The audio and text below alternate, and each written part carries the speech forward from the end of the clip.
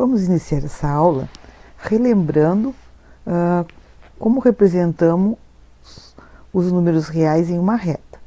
Então, eu tenho aqui o ponto 0 e marquei unidades de medida, uma unidade de medida para a direita. Essa aqui a gente representa os números reais. Mais 1, mais 2, mais 3, mais 4, mais 5, e assim vai até o infinito, tá? Até o mais infinito. Por sua vez, os deslocamentos para a esquerda, então aqui foram para a direita. Os deslocamentos para a esquerda, nós alcançamos aqui números negativos, menos 1, menos 2, menos 3, menos 4, menos 5, menos 6, e assim por diante até chegar ao menos infinito. Certo? Aqui nós representamos nessa reta todos os números reais, os números inteiros, como estão marcados aqui, os números fracionários, os números racionais, os números irracionais e assim por diante, todos que compõem os números reais. Então, é uma convenção, do 0 para a direita marcamos deslocamentos positivos, do 0 para a esquerda deslocamentos negativos. Agora vamos ver os eixos cartesianos, que é o motivo desse estudo, dessa aula aqui.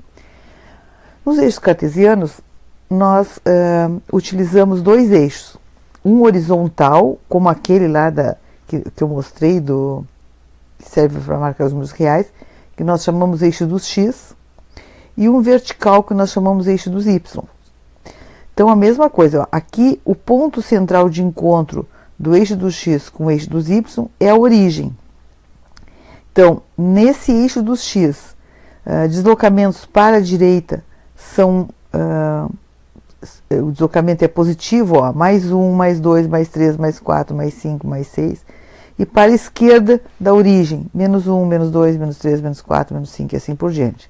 No eixo dos y, os deslocamentos da origem para cima são positivos, mais 1, mais 2, mais 3, mais 4, mais 5.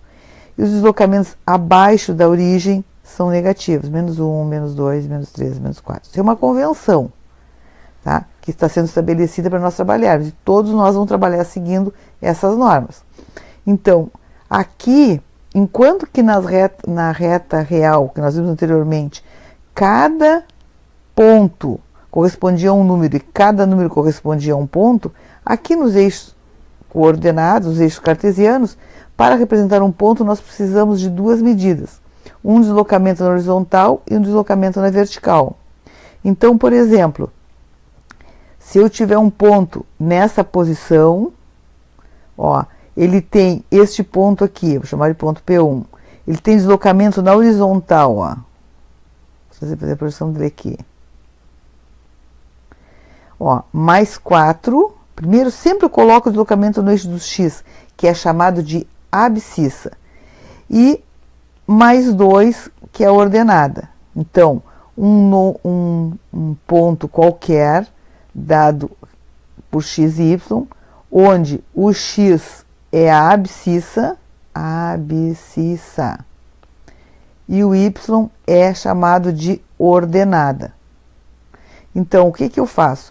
Quando eu tenho um ponto, eu projeto esse ponto até o eixo dos x para ver qual é o deslocamento. Então, aqui no caso, foi o deslocamento mais 4, certo? E projeto esse ponto no eixo dos y e vejo que o deslocamento aqui é mais 2. Então, mais 4, mais 2. Agora, observe que essa projeção, ela é sempre feita perpendicular aos eixos, certo? Então, vamos ver uma coisa aqui, vamos ver um exemplo. Os eixos cartesianos dividem um plano em 4 quadrantes e a numeração é feita no sentido anti-horário. Então, esse aqui é o primeiro quadrante, esse aqui é o segundo quadrante, terceiro quadrante e quarto quadrante. E cada um deles tem uma característica.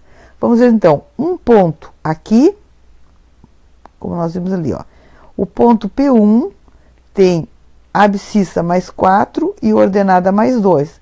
Então, nós vamos observar que todos os pontos no primeiro quadrante, tanto a abscissa como a ordenada, são positivos. Por quê? Porque a direita do 0 no eixo dos x é positivo e acima do 0 no eixo das ordenadas é positivo. No segundo quadrante, um ponto qualquer, vou pegar esse ponto aqui, ponto P2, ele tem vou projetar até o eixo do x para ver qual é o deslocamento. Ó, deslocamento menos 1, menos 2, menos 3. E na vertical, aqui no eixo dos y, ele tem o deslocamento mais 3. Então, nós vamos observar que aqui, no primeiro quadrante, o x é positivo e o y é positivo. No segundo quadrante, o x é negativo e o y é positivo. Certo? Agora, vamos ver no terceiro quadrante. Terceiro quadrante, vou pegar um ponto aqui. Ponto P3. Então, este ponto tem o x menos 5 e o y menos 2. Então, nós vamos ver que o x tem medidas negativas, porque fica à esquerda do ponto de origem, e o y tem valores negativos, porque fica abaixo do eixo do x. Certo? E por último, no quarto quadrante, um ponto, por exemplo, aqui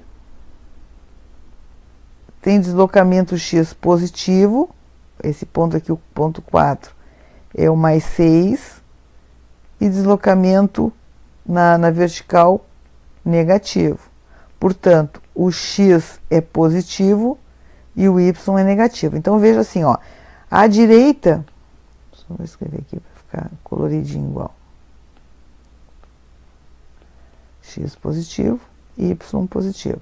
Então, vejam bem, à direita do y, do eixo dos y, todos os x são positivos. Ó. No primeiro e no quarto quadrante, o x é positivo. Certo? Só que o y no primeiro quadrante é positivo e no quarto quadrante é negativo. Agora, à esquerda do eixo dos y, no segundo quadrante, o x é negativo, ó, e no terceiro quadrante também. Só que da origem para cima, o y é positivo no segundo quadrante e é negativo no terceiro quadrante. Certo?